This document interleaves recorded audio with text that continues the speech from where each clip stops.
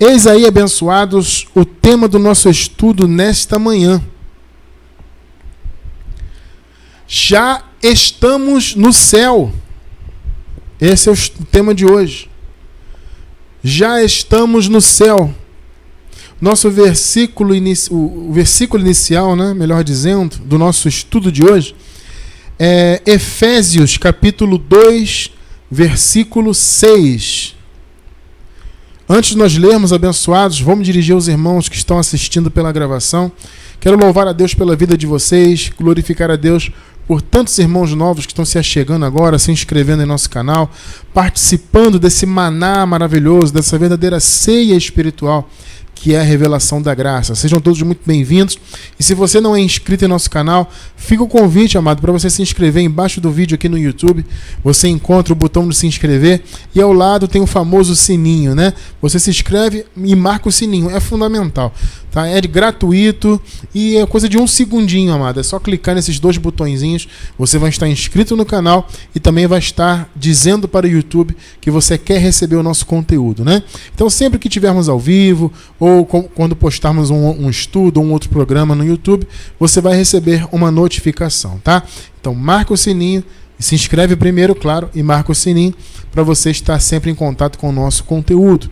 E para você que está pela gravação, que gosta do nosso trabalho, tem crescido em graça, toda semana você volta aí para se alimentar, e eu louvo a Deus pela sua vida por isso. Eu quero deixar um convite aqui para você apoiar o nosso trabalho, para você semear, você ser um patrocinador desta obra, para que ela possa crescer. Nós temos alguns projetos, alguns sonhos, né, ministeriais que queremos colocar em prática, e para isso precisamos do apoio de todos os irmãos que gostam do nosso trabalho, tá? Então, se você quer que o nosso trabalho cresça, seja um patrocinador.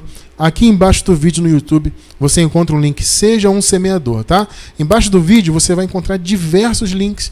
Um deles é Seja um Semeador. Procura lá, clica, né, assim que terminar de assistir ao estudo, clica lá e você vai ser direcionado a uma página onde você obterá as informações para nos ajudar. Fica aí o convite e de antemão a nossa gratidão pelo seu apoio, tá? Vamos ler então, abençoados, Efésios capítulo 2, verso 6. E nos ressuscitou juntamente com ele, e nos fez assentar nos lugares celestiais em Cristo Jesus. Louvado seja Deus. Preciosa igreja do Senhor Jesus Cristo, povo abençoado, mais que vencedores, igreja sem ruga, sem mácula, predestinados em amor, selados com o Santo Espírito da promessa, povo santo. Meus amados, o Evangelho da Graça, ele tem revelações muito maravilhosas, né? Realmente são muitos mistérios que estiveram ocultos de nosso entendimento, porque nós vivíamos no meio da religião, né? A maioria de nós, eu tenho certeza disso, a maioria dos que estão ao vivo, a maioria dos que estão assistindo pela gravação, veio de algum tipo de religião, em especial religião que se chama cristã, seja protestante, seja católico, né? Pentecostal, neopentecostal, igrejas do sétimo dia, entre aspas, né? Enfim, todo segmento chamado cristão, né? E que, na minha opinião, de cristão não tem nada, né? A maioria de nós veio desse meio. Eu, particularmente, como a maioria dos irmãos aí sabe, eu fui batizado católico muito criancinha, e logo depois a minha mãe se converteu, né, a uma denominação pentecostal e me conduziu nessa denominação. Na minha adolescência, no início da adolescência, né, eu fui para a igreja batista, me tornei batista, daqueles bem tradicionais, né? Fiquei ali durante 6 anos, depois voltei para a igreja pentecostal. Enfim, a minha vida foi assim, né? De algumas idas e vindas, né? A minha vida religiosa. Eu também passei um período na igreja adventista do sétimo dia. Eu não cheguei a ser membro, mas eu frequentei durante algum tempo, né? E quase fui enganado por eles também. Então nós que viemos da religião, passamos por muitos desses meios, e esses meios, eles não falam do evangelho, né? Eles falam do segmento deles, eles falam das ideias deles, né, de ideias formuladas por líderes antigos, né, e que vem passando de geração em geração. É uma teologia, são várias teologias, né, que existem, que na verdade é um estudo humano, né? A teologia em si, ela é uma ciência humana, né? A teologia, ela tem a pretensão de estudar Deus, né? O próprio nome diz, né, teologia, né, o estudo acerca de Deus, né? E as teologias então ficam aí apalpando, tentando entender aqui, tentando entender ali, e cada uma se arroga para si, né, a posição de verdadeira, etc. E na verdade essas teologias elas não separam os pactos, elas não revelam nada, né? As pessoas até aprendem. Eu mesmo sou formado, né, em bacharel de teologia, mas essa faculdade de teologia que eu fiz, ela não me acrescentou nada no que diz respeito à graça. E olha que era uma faculdade que dizia ser da graça, mas não me acrescentou nada praticamente no que se refere à graça. Eu não vou dizer que eu não aprendi nada, é claro que eu aprendi uma coisa ou outra, a gente sempre aprende, né? Coisas históricas e tudo mais, acerca da Bíblia, né? Isso e aquilo, um ponto ou outro, mas a verdade é que a revelação não acontece em bancos de teologia, a revelação não acontece no meio de religião. Ao contrário, né? A pessoa só tem a revelação plena na sua vida quando ela abandona o sistema religioso. E eu louvo a Deus que nós conseguimos, graças a Deus, porque a honra é dele, o mérito é dele, né? Nós conseguimos, pela misericórdia de Deus, sair do meio do sistema religioso e aí sim passamos a enxergar o Evangelho de fato. E o Evangelho, como eu estava dizendo, ele nos revela coisas maravilhosas, coisas que antes a nossa visão não enxergava pelo véu da lei, do legalismo, da religiosidade, e hoje nós entendemos. E uma das verdades, abençoados, que nós vamos ver hoje aqui em nosso estudo, é que nós já estamos no céu. Isso é tremendo.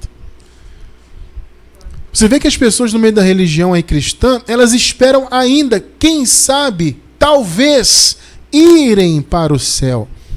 Elas desejam muito, mas elas acham que é por meio do esforço dela, né? Eu tenho que jejuar, eu tenho que pagar o preço, isso e aquilo, né, e fazer a campanha, usar esse tipo de roupa que a igreja manda, e eu não posso fazer isso, aquilo no meu cabelo, eu não posso, ouvir uma música, que é a música do mundo, entre aspas, uma bobagem isso, né? Ah, mas eu não posso ouvir música do mundo porque não é de Deus, como se as músicas chamadas de evangélicas, né, entre aspas, de novo, né, como se essas músicas tivessem alguma coisa de Deus. A maioria não tem. Se você for observar as letras da maioria das canções cantadas no meio gospel aí, a maioria das letras negam a graça. Tem uma outra coisa que negam o espírito da graça. Né? Então, é só você observar. Você coloca hoje não tem mais negócio de disco, né? Eu ia falar disco porque eu já estou ficando velho, abençoado. Mas hoje você coloca aí no Spotify da vida, né? Na internet aí, sei lá, tem Spotify, tem Deezer, tem SoundCloud, sei lá. Existem vários aplicativos aí de música, né? Então você coloca num aplicativo desse aí uma música gospel, entre aspas, né? E você vai ver, se você observar a letra à luz da graça, você vai encontrar várias coisas, várias letras que a princípio são bonitas, né? Eu me deparo muito com isso quando eu estou pesquisando, sei lá, alguma letra, alguma coisa para cantar. Às vezes eu estou gostando, puxa, essa música tá bonita, tá louvando bem, tá em linha com a palavra. De repente, no refrão, ou ou ao longo da música, ou no finalzinho, sei lá, sempre vem alguma coisa na letra que derruba tudo, né? Então, por que isso? Porque eles não têm revelação da graça, né? Eles não têm entendimento do Evangelho, como nós não tínhamos, tá? Então as pessoas ficam nessa de, não pode ouvir isso, não pode ouvir aquilo, não pode fazer isso, não pode fazer aquilo, e tem que jejuar, e faz a campanha, paga o preço, passa o óleo, tentando chegar ao céu. Né? Ela pensa que é o esforço dela que faz ela chegar ao céu. E ela não tem certeza. Se você perguntar para alguém da religião se ela, entre aspas, vai para o céu, ela não vai ter certeza para te responder.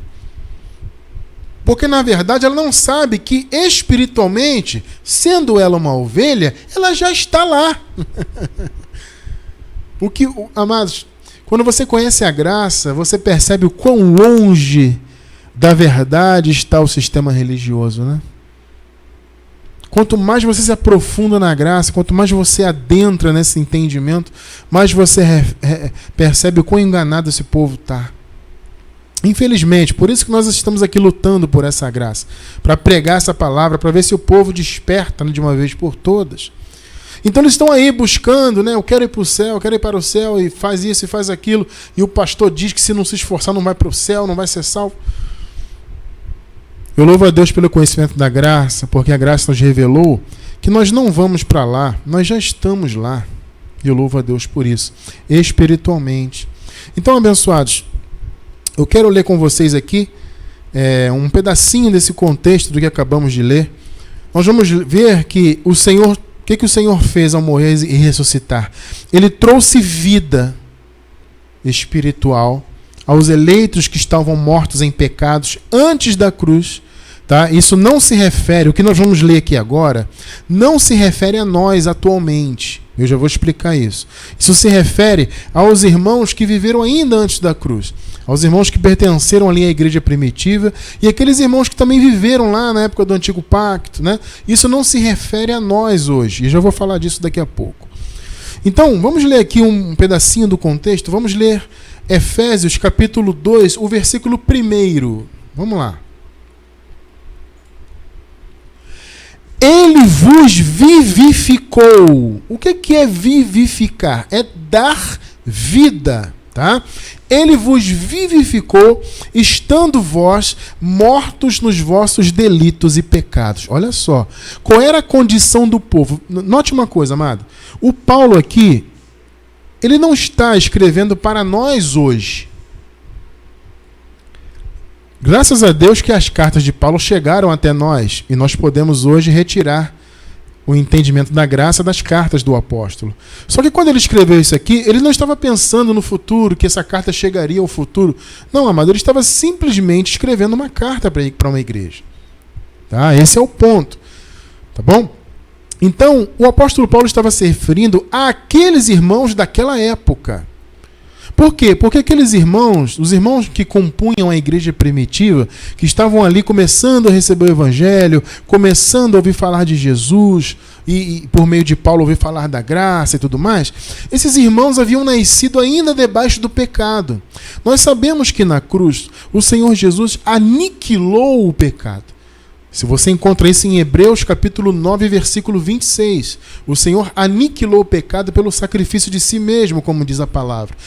Então, só que antes dele morrer e ressuscitar e aniquilar o pecado, o povo do Senhor estava lá, debaixo daquele pecado, ainda contaminado pelo que o primeiro pecado havia feito. O primeiro homem pecou e, assim como diz Paulo, a morte e o pecado entrou no mundo, e assim a humanidade veio, né, de geração em geração nascendo, morrendo, etc. E todos estavam mortos espiritualmente. É aquilo que nós ensinamos. Nós temos uma mensagem até relativamente recente, que é assim: já estamos mortos. Foi essa?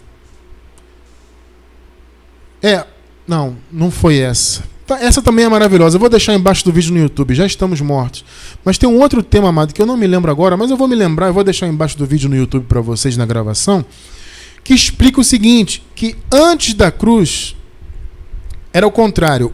O povo estava vivo na carne, no sentido assim, vivo, mas fala assim, mas Cristiano, nós também estamos vivos na carne. Eu sei, amado, eu estou falando vivo, a carne viva no sentido de condenar. Né? A carne, ela tinha esse poder de trazer condenação, porque o pecado estava ativo ali. Então a carne estava viva e o espírito morto. Na cruz, isso se inverteu. Quem nos acompanha já há algum tempo deve se lembrar desse estudo, né? Na cruz, isso se inverteu, ou seja, o espírito foi vivificado e a carne morreu. Morreu para Deus, morreu para trazer condenação. Ela tá viva, amado, do ponto de vista biológico, tá?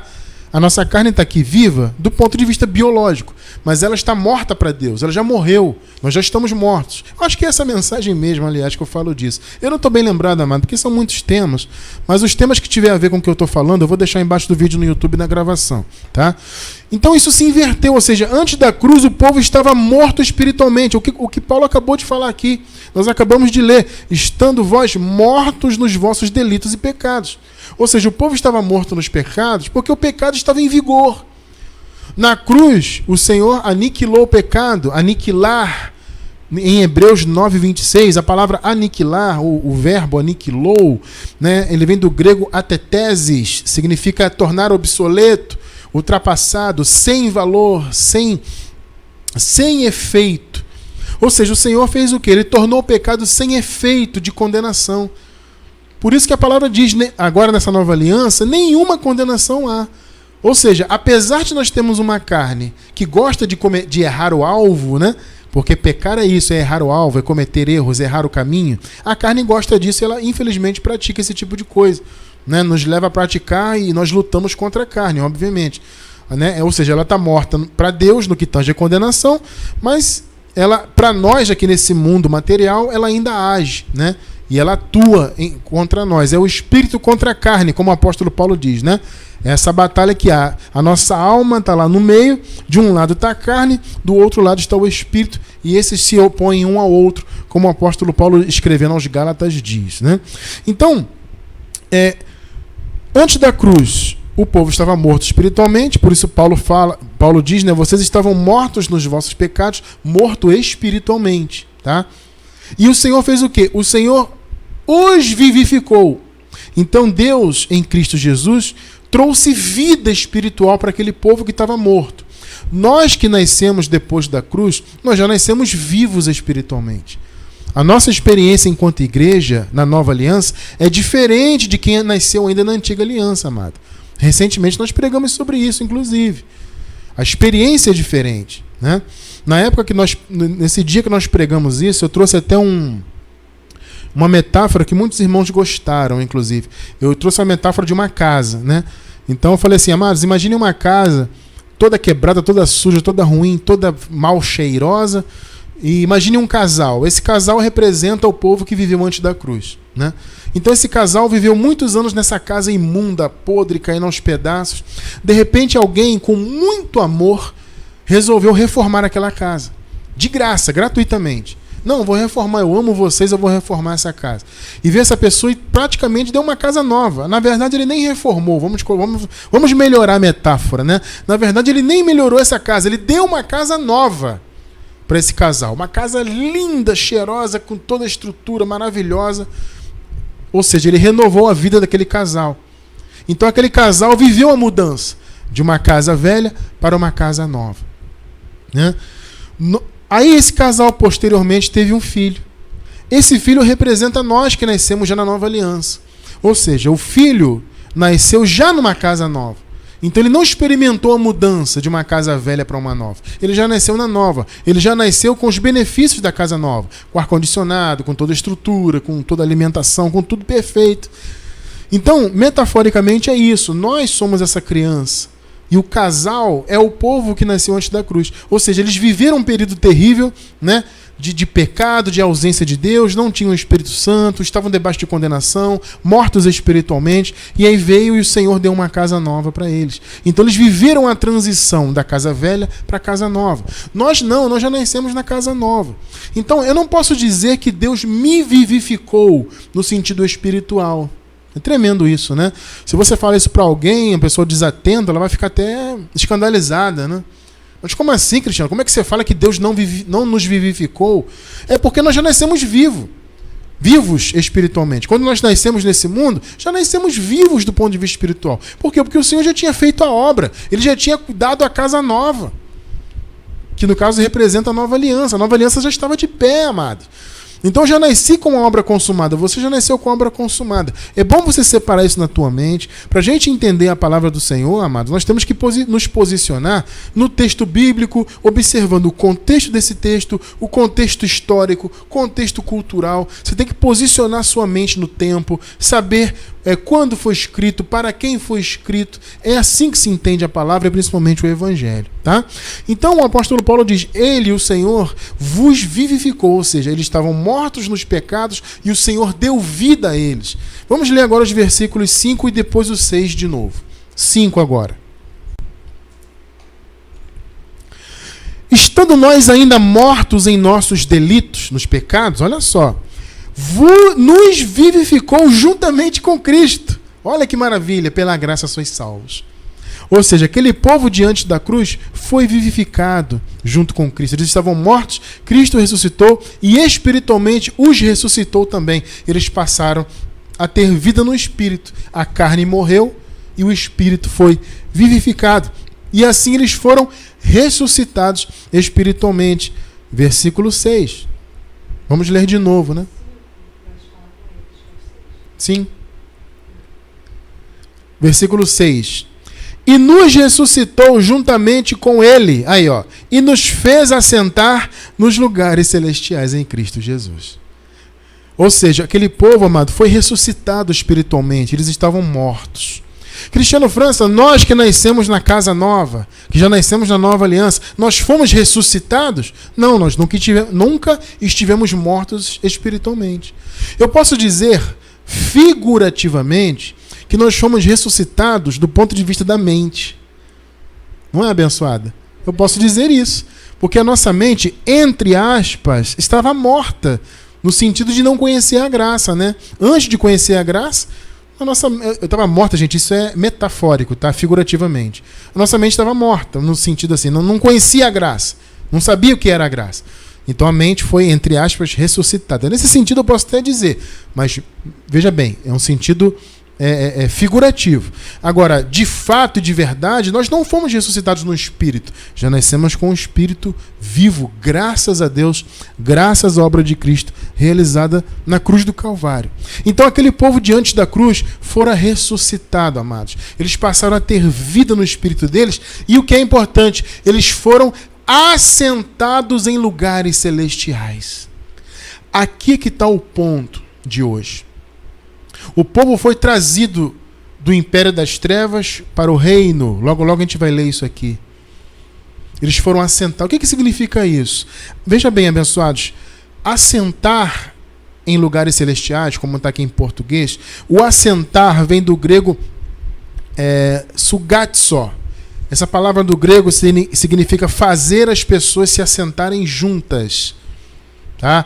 Ou seja, quando a palavra fala que nos assentou em lugares celestiais, é como se fosse, imagine uma reunião onde as pessoas sentam-se todas juntas para se alimentarem, por exemplo. Vamos fazer um jantar, coloca uma mesa, todo mundo se senta junto. A ideia dessa palavra é isso. Ou seja, nós fomos assentados juntos. Aonde? No grego é epuranios. Essa palavra epuranios significa no céu. Lugar celestial é o céu, é o paraíso. É onde Deus habita, é o reino do Senhor. Então, o que o Paulo está dizendo? O Senhor ressuscitou o seu povo, aqueles que viveram mortos, que estiveram mortos antes da cruz, espiritualmente falando. O Senhor os ressuscitou e os levou a se assentarem espiritualmente no céu, em lugares celestiais. Então, o que significa lugar celestial? No grego aqui, especificamente. O que significa assentar-se em lugar celestial? No caso, se assentar, vem do grego, repito, sugatzo. Essa palavra significa se assentar junto, quando as pessoas se assentam juntas. Então foi o que o Senhor fez. O Senhor ajuntou o seu povo e fez esse seu povo se assentar aonde? No céu, no lugar celestial, da palavra epuranios, lugar celestial, ou o céu, o paraíso. Então o que o Senhor Jesus fez? Ele atraiu o seu povo espiritualmente.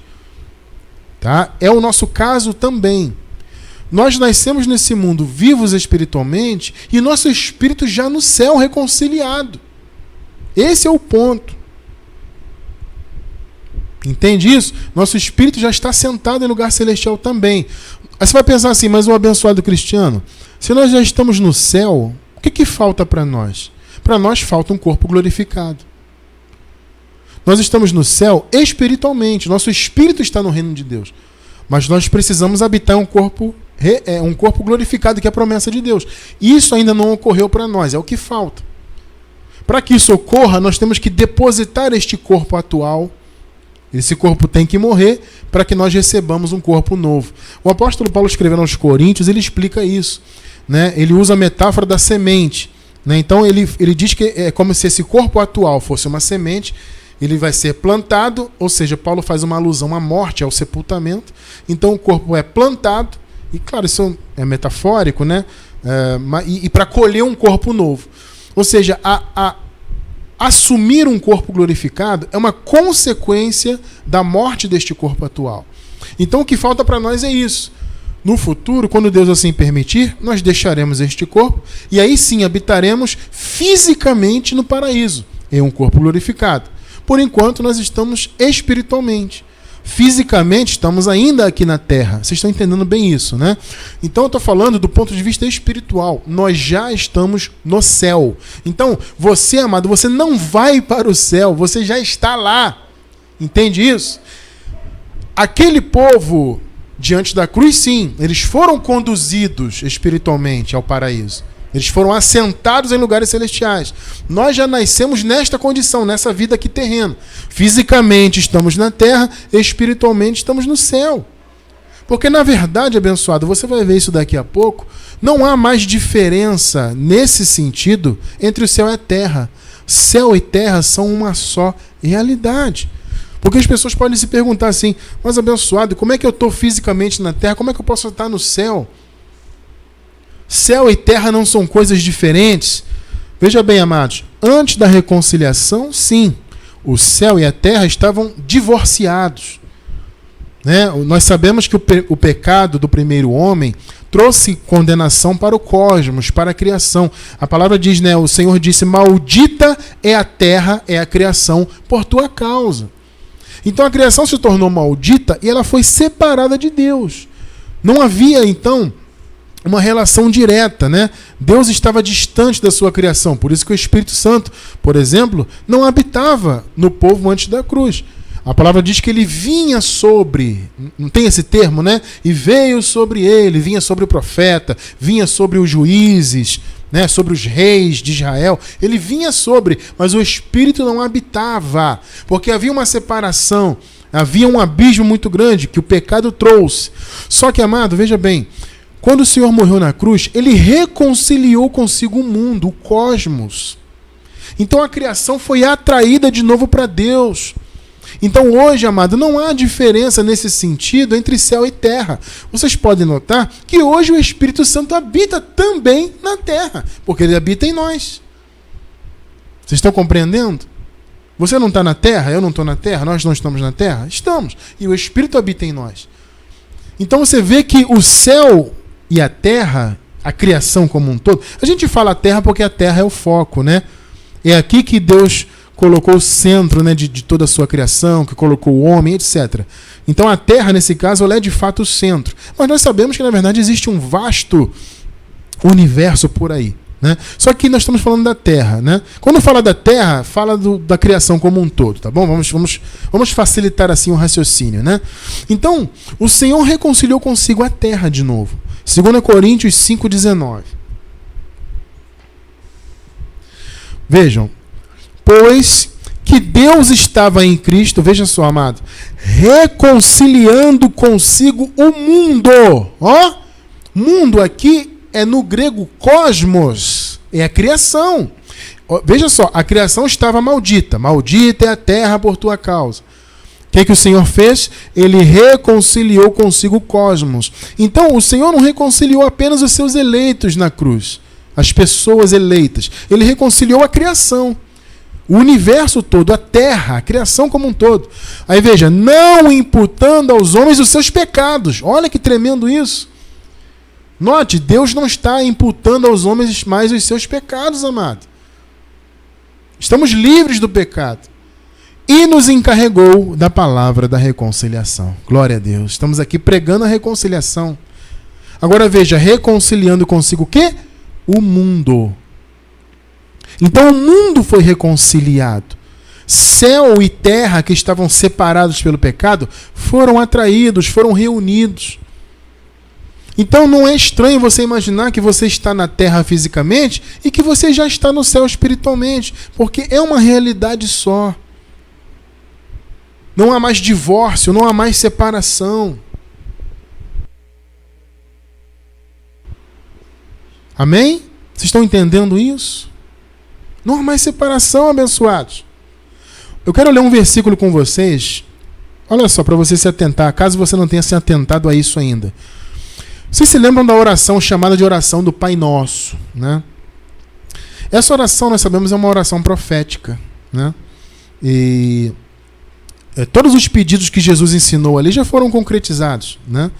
Nós já estudamos isso e futuramente podemos voltar a falar disso. Mas eu quero falar especificamente de um pedido aqui que o Senhor fez, que o Senhor ensinou nesta oração profética. Mateus capítulo 6, versículo 10. Vejam só. Vejam só. Venha o teu reino. É o pedido, um dos pedidos daquela oração. Nós sabemos que o reino já veio. Por isso que não tem sentido as pessoas ficarem rezando essa oração aí. Você vê que a religião até hoje fica rezando o Pai Nosso, repetindo, coisas que já estão cumpridas. Qual o sentido de você pedir para o reino vir hoje? Se o reino já veio, já estamos nele. Qual o sentido? Não tem sentido. Então esse é um pedido que já foi cumprido. Mas observe, venha o teu reino, seja feita a tua vontade, note, assim na terra como no céu. Está sublinhado aí. Vamos observar essa palavra de Jesus? Você pode pensar assim, Cristiano, é estranho. Como é que Jesus pede para a vontade de Deus ser feita na terra como no céu? Ou seja, significa que na terra não havia a vontade de Deus? Não, amado, claro que havia. Então, se havia a vontade de Deus na terra, obviamente havia, e sempre houve e sempre haverá, por que Jesus pede isso aqui? É que, na verdade, amado, não é que a vontade de Deus não estava na terra. Entende? Jesus está pedindo que fosse feito na terra assim como era no céu. Está percebendo? Não é interessante isso? Raciocina. Venha o teu reino. Para que o reino vai vir? Para que seja na terra como é no céu. Hã? Pegou? Ou seja, Jesus está falando de quê? De um reencontro da terra e do céu. Porque as vontades, a vontade de Deus, vamos dizer assim, era diferente em que sentido? Que a terra estava separada do céu. Havia uma separação pelo pecado. Então Jesus está dizendo, não, vamos reunir céu e terra. Que a sua vontade seja na terra como ela é agora no céu. Pegou a revelação aí? Pegou, né? Entendeu? Compreendeu? Nós já vivemos essa realidade. A vontade de Deus é feita na terra como no céu. Não há diferença, amado. Não há separação entre céu e terra mais, querido. Entenda isso. É claro que existe uma separação. Vamos pensar, né? Vamos ser pragmáticos aqui. É óbvio que existe uma separação no sentido material da coisa. Né? A terra existe coisas materiais, vontades materiais, etc. Mas eu estou olhando com o olho espiritual. A palavra diz olhar, como é que o Paulo fala? Nós andamos por fé, não por vista. Então eu estou aqui falando por fé, não pelo que eu vejo, tá? Quando eu falo por fé, eu digo que o mundo espiritual está unido aqui. Então havia uma separação, céu e terra, mas o Senhor ensinou a orar, venha o teu reino. Seja feita a sua vontade assim na terra como no céu. Foi feito, céu e terra se juntaram. Agora é uma vontade só. Tremendo isso, hein, abençoado? Hã? Então o Senhor reconciliou consigo o cosmos. A vontade dele é uma, tanto no céu quanto na terra. Até céu e terra estão unidos. Por isso eu digo, nós já estamos no céu. Agora, há uma separação dos âmbitos. Existe o âmbito material, o âmbito espiritual. Nós estamos materialmente nessa terra e espiritualmente no céu. Nós já estamos assentados lá. Então, amado, entenda uma coisa, vou repetir. Você não vai para o céu. Você está lá já. Entende? Quando o seu corpo, esse corpo aqui, morrer, acabar, né, quando chegar o fim dessa vida terrena, nós receberemos um corpo glorificado. E aí estaremos fisicamente no paraíso, no céu. Tá? Porque também existe corpos no céu, corpos celestes. Vocês entendem isso? Mas são corpos, só que de outro aspecto, com outro âmbito, enfim, não tem nada a ver com isso aqui, é uma outra coisa. Mas será um corpo. Estamos espiritualmente no céu. Esse é o ponto da mensagem de hoje. É bom que você entenda isso. Na graça não existe... como eu falei, a única coisa que vai ainda acontecer é a transformação dos corpos. É deixar um corpo para assumir um novo corpo. Tá? Mas do ponto de vista da redenção, da salvação, etc., tudo já foi consumado. As pessoas ficam aí buscando na religião, ela quer ser abençoada como se ela não fosse no espírito, mas ela pensa que não é. Né? E ela não vive isso porque ela está na religião. Então ela faz jejum para ser abençoada, faz campanha, passa óleo e sacrifica daqui, sacrifica dali. Né? E ela faz isso para ser salva, faz aquilo para ser salva. E ela quer ir para o céu, ela acha que ela está longe do céu, porque o céu está distante e está esperando Jesus voltar ainda. Ah, porque Jesus vai voltar, quem sabe um dia. E todo dia Jesus vai voltar, todo dia Jesus vai voltar. E fica esperando Jesus voltar. E será que ele vai voltar? E quando ele voltar eu vou ficar. É um desespero. Eu vivia nesse medo também, esperando Jesus voltar. Ai, meu Deus, voltar. E nunca volta, nunca. E cadê? Não volta.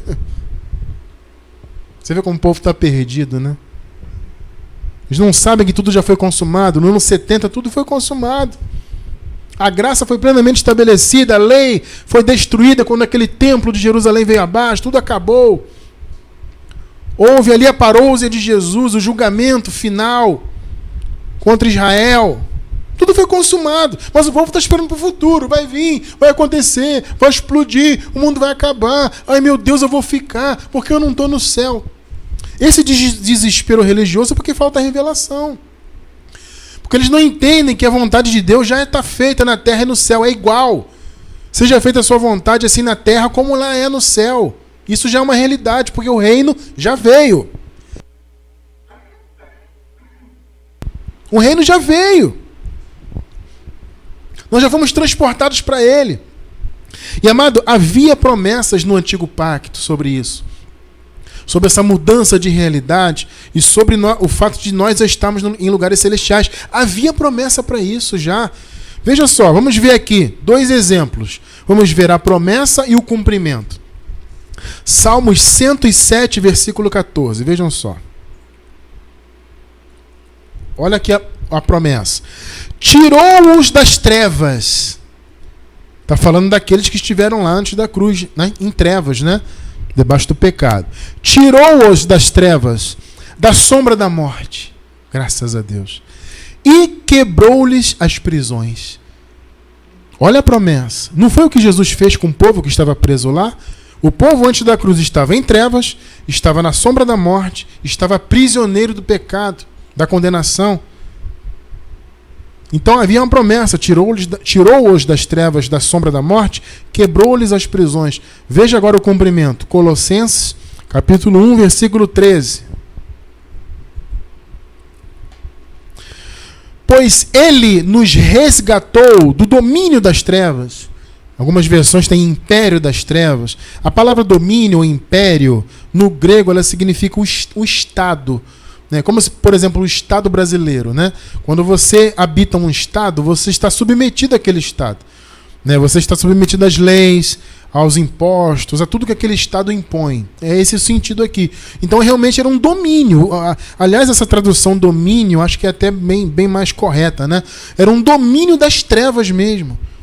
Né? Era um império, era um governo.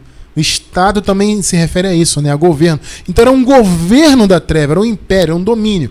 Pois ele nos resgatou do domínio das trevas e nos transportou para o reino. Note que o reino já veio, ele está em nós e nós estamos nele. Do seu Filho amado. Então vocês viram que no Salmo havia a promessa. Tirou-os das trevas e da morte. Né? E aí houve o cumprimento. Ele nos resgatou do domínio das trevas. Louvado seja Deus que aquele povo diante da cruz fora resgatado e que nós já nascemos livres das trevas. Quer ver mais um exemplo? Salmo 91, versículo 1. Vejam. Aquele que habita no esconderijo do Altíssimo, à sombra do Onipotente descansará. Isso aqui é mais uma promessa, se referindo ao fato de nós habitarmos no céu. O esconderijo do Altíssimo, irmão, nada mais é do que o paraíso. E nós já estamos no esconderijo do Altíssimo. Você acabou de ler comigo que o Senhor resgatou o seu povo do domínio das trevas e transportou para o reino. Ou seja, o povo de Deus já está em seu reino. O povo de Deus já é salvo, sempre salvo. Vocês estão compreendendo por que nós batemos tanto nesta tecla que não faz sentido você dizer que perde salvação? Perder salvação seria o equivalente a alguém ir lá no paraíso e arrancar um eleito de Deus de lá. Eu te pergunto, quando que isto seria possível? Não, o próprio Jesus disse, ninguém as arrebatará da minha mão, se referindo às ovelhas. Vocês estão compreendendo isso? O Senhor se referindo às ovelhas, ele falou, ninguém as arrebatará da minha mão. Ou seja, as ovelhas estão no esconderijo do Altíssimo. Eu pergunto, quem poderia ir lá? Que poder é esse? Que mal é esse que poderia ir lá no paraíso e arrancar uma ovelha de lá? Isso é impossível. Nós já estamos escondidos no esconderijo do Altíssimo. Colossenses 1,13. Nós lemos a promessa. Perdão, amados. Colossenses 3,3. Perdão, tá? Nós lemos a promessa no Salmo 21 do esconderijo do Altíssimo. Vamos ver aqui o cumprimento. Colossenses 3,3. Porque já estás mortos. Porque já estás mortos. E a vossa vida está o quê? Escondida com Cristo em Deus. Claro, se está em Cristo, está em Deus. Está escondida com Cristo. Isso é o quê? É o esconderijo do Altíssimo. Então havia uma promessa lá no Salmo e o Senhor Jesus cumpriu essa promessa. Claro, tudo já está consumado. Então vocês veem, amados, que já havia promessas para nós habitarmos no esconderijo do Altíssimo. E isso se consumou quando Cristo morreu e ressuscitou. Espiritualmente, ele ressuscitou aquele povo que estava morto em pecado, espiritualmente morto. Deu vida, né, como nós lemos no início, e vos vivificou, nos vivificou. Ou seja, ele deu vida a quem estava morto no pecado e trouxe para se assentar no céu. Se reunir no céu. Né? Como eu falei, a palavra no grego, assentar-se, é se assentar reunido. É um grupo de pessoas, por exemplo, que se reúne a uma mesa, ou se reúne num local para conversar, etc. É esse sentido de estar sentado, reunido. É isso que Jesus fez. Ele reuniu todos os seus eleitos e os assentou em lugares celestiais. Ou seja, ele assentou no céu, no paraíso, no esconderijo do Altíssimo. Por isso que eu afirmo, hoje nós estamos fisicamente na terra e estamos espiritualmente no céu. Então você não vai para o céu. Você já está lá. Eu estou repetindo isso para ficar bem fixo na tua mente. Não existe isso de ir para o céu. Eu vou para o céu. Não, você já está lá. Receba aí essa palavra. E aí você pergunta, então, Cristiano França, quando que nós fomos então para o esconderijo do Altíssimo? Eu acabei de responder, né? Já falei várias vezes. Foi na morte do Senhor. Foi ali que o Senhor nos reconciliou. 2 Coríntios 5,18.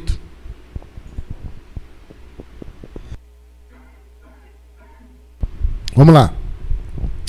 E tudo isto provém de Deus. Graças a Deus. Que nos reconciliou consigo mesmo. Por Jesus Cristo. E nos deu o ministério da reconciliação. Veja, ele nos reconciliou consigo mesmo. Quando ele morreu e, consequentemente, ressuscitou, ele concluiu essa obra. Ele atraiu o seu povo. Ele atraiu o seu povo e o cosmos, a criação, a terra, a criação como um todo. Né? Então, a criação que estava separada, os eleitos que estavam espiritualmente mortos, foram reconciliados. Os eleitos foram ressuscitados espiritualmente.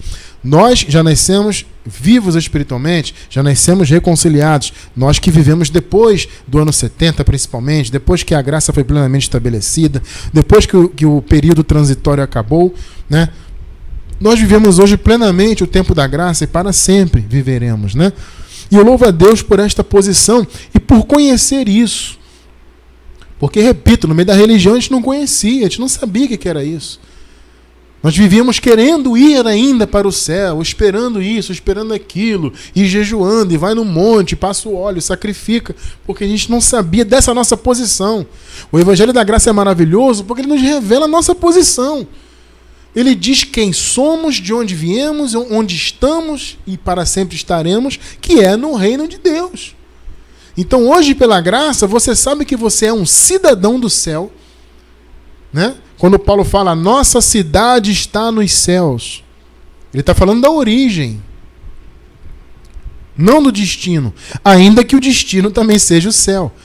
Mas a cidade, a sua cidade, é onde você nasce, Então nós sabemos que somos cidadãos dos céus e que hoje já moramos lá espiritualmente falando. E que futuramente, pela misericórdia de Deus, nós teremos um corpo glorificado. E aí estaremos também fisicamente no paraíso. É uma coisa que nós esperamos muito, é uma esperança grandiosa que nós temos, porque é a promessa de Deus. Então, amados, na cruz do Calvário, o Senhor nos reuniu, nos assentou, todos nós, os que estavam lá mortos espiritualmente antes da cruz, todos que estavam mortos antes da cruz, todo aquele período anterior à cruz, desde Adão, o povo estava morto, aqueles que eram eleitos de Deus, que eram ovelhas, estavam mortos espiritualmente. O Senhor resgatou a todos eles, os ressuscitou todos eles. Aqueles que viveram um período de transição, que nasceram e viveram, né, a transição da cruz, de antiga para a nova aliança, né, que viveram aqueles primeiros períodos da igreja primitiva, foram ressuscitados também e assentados. E nós, que hoje somos da graça nessa nova aliança, no novo pacto, estamos todos juntos espiritualmente assentados em lugares celestiais. Eu louvo a Deus por essa posição.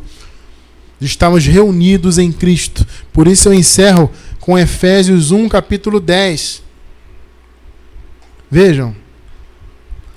Para a dispensação da plenitude dos tempos, olha só, amado, de fazer convergir em Cristo todas as coisas, tanto as que estão nos céus, como as que estão na terra. Tá vendo? Céu e terra junto, convergido, pegou aí de novo? Isso aqui é a oração do Pai Nosso lá, um trechinho lá. Seja feita a sua vontade assim na terra como no céu. Então, o que é convergir em Cristo todas as coisas? É reunir nele, é se reunir nele. É estar reunido nele. Estar convergido em Cristo é estar reunido nele. Então nós estamos reunidos no Senhor. Todas as coisas, céu e terra, não há separação mais, amado. Compreendeu? Você está fisicamente no céu, você está espiritualmente na terra. Não há separação. Todos nós estamos convergidos em Cristo. Você acabou de ler comigo. Essa é a tua realidade. Você é um abençoado justamente por isso.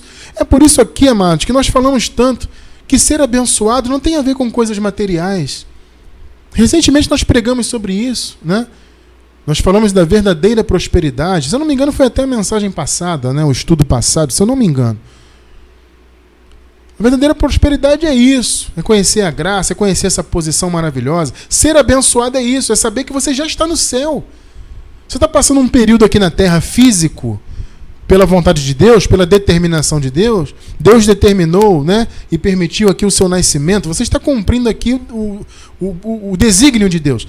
Mas quando acabar essa vida, você já tem uma vida celeste eterna, maravilhosa, com o corpo glorificado.